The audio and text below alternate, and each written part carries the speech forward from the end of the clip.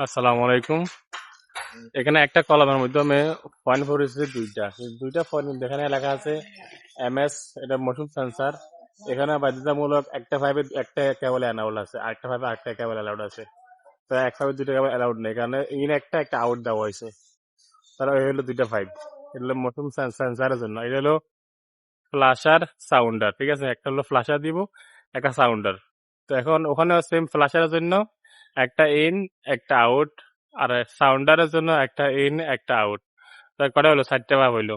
মানে আপনি কি এক ভাবে কি 4টা কেমন নামাইতে পারবেন? কখনো সম্ভব না। তো আপনাকে এখানে একটাই সিস্টেম বসবো, একটা সিস্টেমের মধ্যে দুইটা সার্ভিস।